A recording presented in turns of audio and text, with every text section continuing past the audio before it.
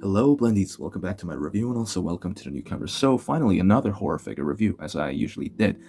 Even though I decided to go for a kaiju nowadays, because I started to, push the horror aside a bit for now, just for my own mental health, because it's happening. Something's happening, like physical symptoms within myself for constantly seeing terrifying stuff. So, moving on to kaiju nowadays. But yes, I really wanted to show you this one though, because I had it on my shelf for a couple weeks now, and it's a really good figure in my opinion. Of course, there are some downsides, but here we do have Figma action figure series. This is the Trapper figure, or Evan, or even Macmillan, because that's his actual name in Dead by Daylight. So yeah, he is from Dead by Daylight, as you can see from the box. So everything included inside the box is already outside as I took it out, but just letting you know, FYI, this tiny hook and generator is not included in this. Those are another Gashapon figures that I got from Japan, actually. So yeah, they had this Gashapon figures like totems. They had this different colors of generators. They have the red one, of course, the iconic one, and then they have the yellow generator, which is from the Springwood map, the Freddy Krueger's map, and we had some other color generators like purple ones, which I don't believe we ever got in the game, but yeah. Here it is. So let's get straight to the box. First, quite simplistic actually, so nothing much to look at. SB135, that's probably the number for this figure. I guess the Trapper, Dead by Daylight. Nothing. Good Smile Company. At the side, we have a picture of a Trapper, and we have a great illustrator at the back here. It's pretty cool. We have the image of Trapper himself with his weapon, the hook, and this is the basic, like, other human model from Figma, which I unfortunately do not have, so I have brought other Marvel Legends figure to do a bit of comparison and to show how the hook actually works on these figures. And yeah, some other images that is pretty cool. The backside of Trapper here, at the bottom with the head of Evan or even Macmillan here. So let's put the box aside now and get straight to the figures. I'm gonna put this, my lovely generator, I adore that thing, over here, and then let's get straight to the accessories first. Why not, actually?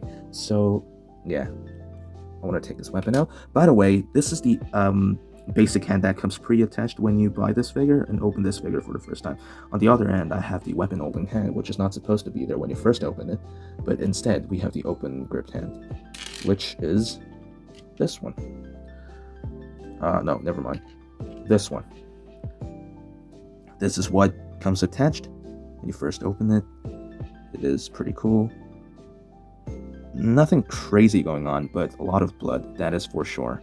The peg is really small for Figma figures, so just do be careful to not break it. There's extremely fragile parts, which is the joint for the torso, which I ended up almost breaking it by accident, which I luckily didn't. So I'm going to show you that in a bit. So we have that basic hand, which is already pre-attached over here. And then we have this widely gripped hand. It's definitely used to, when this guy picks up the survivor on his shoulder.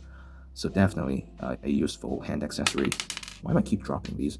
So definitely a cool accessory to be used when you try to, create that, the in-game animation pose with this figure. Which is kind of hard, actually, especially because of the leg articulation. And he has a weapon gripping hand, again, over here. He also has it for the other hand, which I am not so sure why that's the case, but I'm happy that they included it, because he only uses his weapon on his right hand in the game. And then I think he traps, he roams around with a traps on his left hand, but you cannot really make him hold the trap with this hand accessory, I believe. I will have to try, but I don't want to give it a pressure. The hole is kind of too small to hold the trap accessory. And then you have the completely, damn, Jesus, man, these, whatever, but yeah, completely fisted hands. And yeah, it's not painted inside, but it's overall nicely textured, though. It is pretty cool, quite decent actually. And we have the head of Evan Macmillan, or even Macmillan, however you want to pronounce it. And he has a scar everywhere. He reminds me of Marvel's Lizard, actually. He definitely does look like Lizard now that I look at it again. And his eyes, look like he looks like a nice guy, not gonna lie. You know, especially the eyes kind of too round. He doesn't look like very aggressive or nor serious at all, in my opinion. But yeah, I mean, we don't really see his actual full unmasked head inside the game, but we do have the illustrator of him. And yeah, I've been playing this game for about past I don't know, like 7 years. So yeah, that's quite a long time. I played right before 4th year anniversary, which is when Silent Hill first came. So yeah, there we go. That's his head.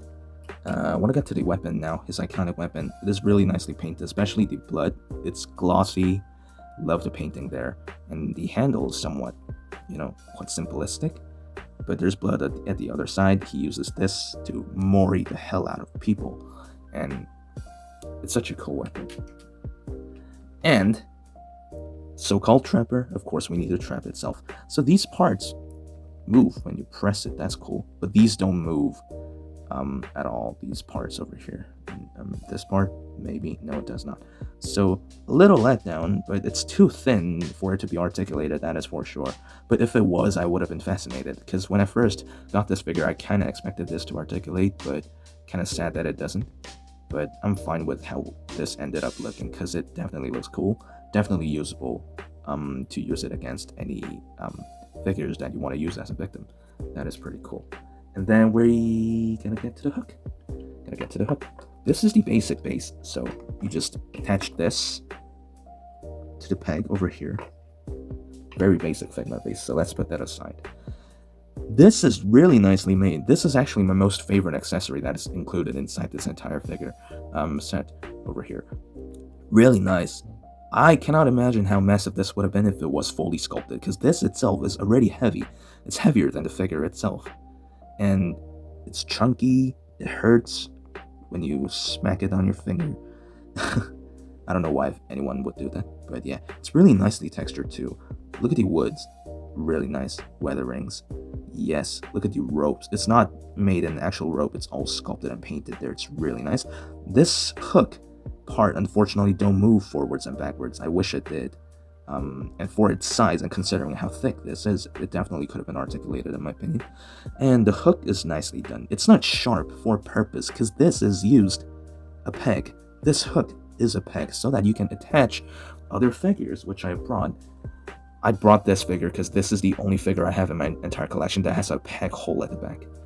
No other stuff. So you just put it in there and make it hang like that. It's a peg. The hook is a peg. So yeah, I'll show you in a bit again at the later in the video. So just gonna put the peg here back in. Such a cool hook. Really cool hook. Love it. Speaking of hook, I never played Dead by Daylight Hooked on You, so don't worry about that. But yes, let's bring the trapper himself. Definitely amazing. NECA has recently announced their ultimate trapper action figure, which I'm truly happy about, because I always wanted ultimate figures from NECA when it comes to Dead by Daylight figures. If they ever release Wraith, Hillbilly, Huntress, possibly Spirit, which is one of my most wanted ones, damn, I'm gonna get them straight ahead. I really want those. But after seeing the prototype image of NECA figure, I still personally think this Figma figure is much better sculpted and more game accurate in my opinion, especially when it comes to mask. And this guy is way more textured as how it should in the game, and considering how this guy looked in early game, it's better. It has better detail than NECA prototype image that I've seen. So yeah, that is my opinion. So the mask is really nicely done, actually. Just gonna want to make it closer. Really nicely done. Look at that. All these metallic structures at the side. These metallic paints. Some weatherings there. Looks old, and it is definitely cool. Got a crack at the mask. Definitely an iconic character. First killer to be in Dead by Daylight. And yes, it is really, really nicely done. And I love these spikes that he got stuck on his arm. These are in soft rubbery material, but still I would not recommend you to forcefully move this, because you might end up breaking it. These parts at the arm though is really it's not stiff, but it's in hard plastic, so definitely don't try to do anything stupid with this. You might poke yourself because it's quite sharp. That's true. That's for sure. And if this falls from your shelf, it will break. Definitely break. So yes. And the neck over here is nicely sculpted too, just like how it's sculpted at the arms. And then it has all these like scars, wounds everywhere, which is really nicely sculpted in my opinion. Yes, his apron kind of thing is not really fully sculpted, if you know what I mean. It's not in one piece, but instead these bands are actually sculpted on his torso instead of this actually being attached to the actual rubbery piece over here. That's for better articulation, but I'll tell you why it's not the reason why it wasn't necessary at all. It was completely unnecessary in my opinion, because the articulation for the torso is barely movable. But yes, it's really cool though. The arm is really nicely textured. Lovely. Love the bloodstains, but wish it could be more. I think it could have been a little bit darker toned red and make it a bit more glossy than what it is right now, so that it looks more realistic, just like what they used for the weapon. That would have been amazing, not gonna lie. But still, besides that, nicely done. These olive, like dark greenish color for the pants, all these bands around. It's really cool. Nothing much at the bottom of the feet. It does not have any peg hole, but instead, Figma figures have peg holes at the back over here. But he balances quite well on his own, so that is quite a good thing. So, yes, when it comes to articulation, his neck does move up and down, and his actual head is barely movable when it comes to a situation where you're trying to articulate forwards and backwards. It barely moves, but it nicely moves from side to side, like that. It nicely moves to side to side. Nicely moves side to side. Damn, I don't know how many times I'm saying the same words, but yes. Where did we end it up? Yes, and the neck does move it does have a tilt. A bit of tilt. This guy does not have side to side frame or diaphragm, whatever you call it. I forgot the words, damn. But yes, it barely moves. It doesn't actually move, because let me tell you what. This joint is actually easily separated. It's in a tiny ball joint with a peg on there. And there's a problem with this. The way how it's attached to the torso, right? It's insanely tiny ball joint.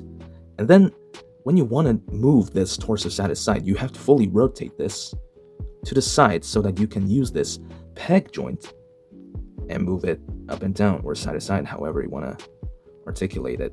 But that is extremely hard thing to do.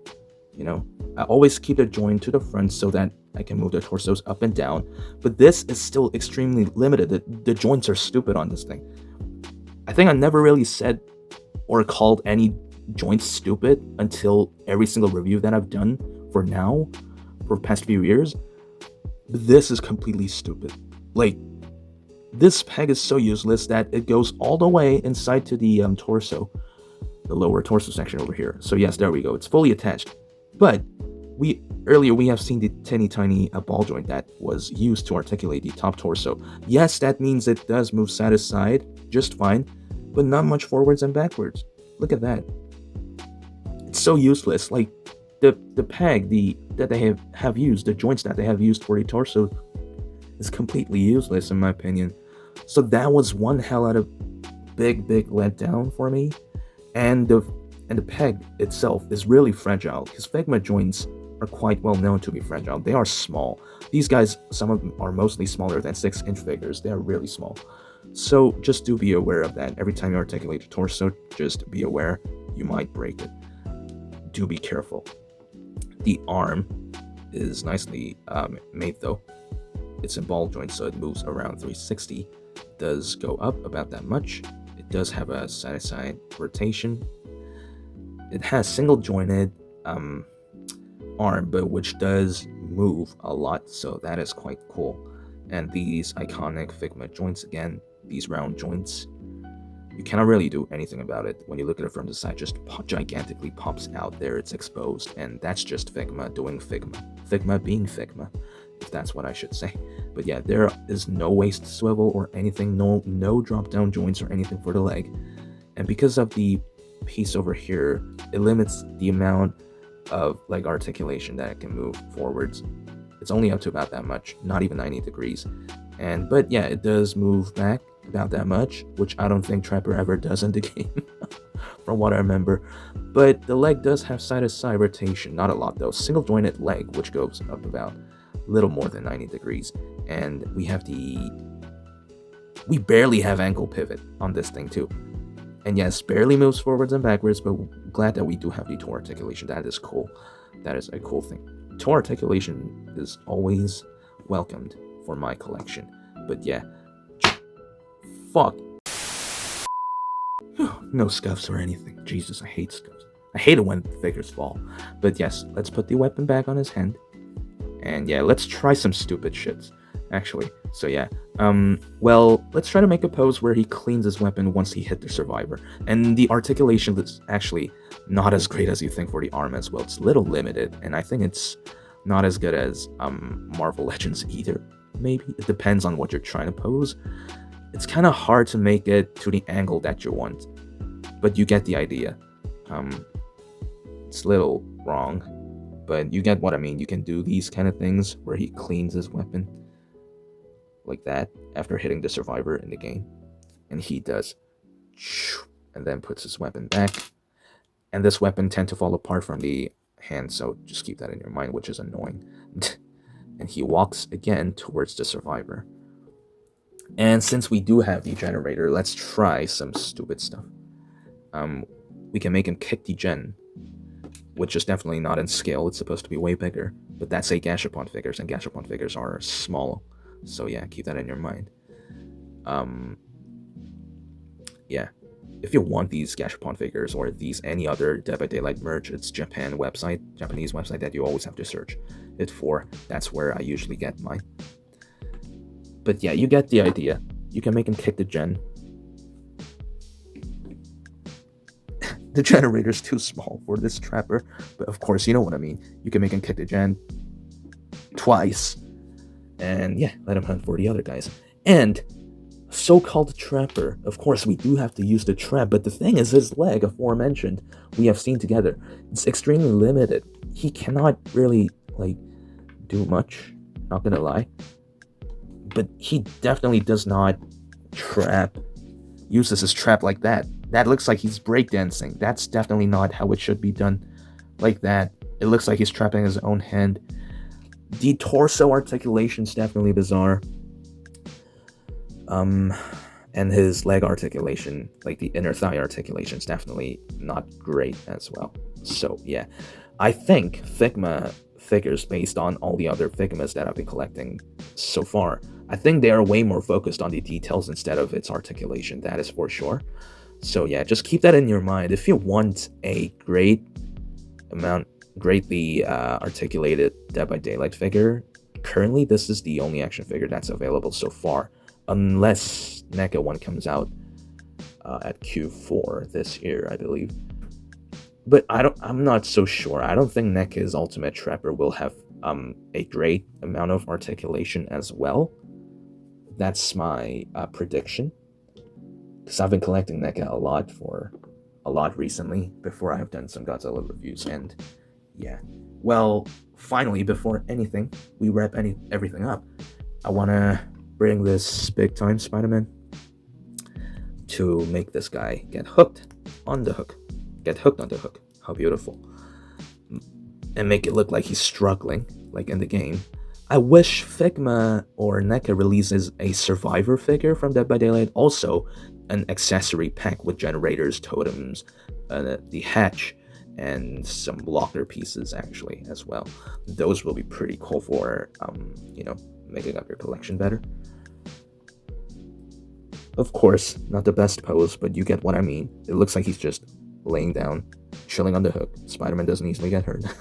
But yes, that you get the idea. You can use other figures to make them get unhooked. And yeah, that is pretty much it for today's review. And yeah, I I'm not so sure if I will continue any other horror figure reviews in this channel anytime soon, because I'm trying to stay away as much as possible nowadays, just for myself to get better mentally and stuff. But yes, there we go. Anyways, thanks for watching my review, and yeah, next time I'll come back with another kaiju review, so stay tuned for that. And yeah, damn, I cannot talk today. Not frequently. It's an early morning here, so I'm definitely, not fully waking up. So yeah. Anyways, I'll see you in the next review.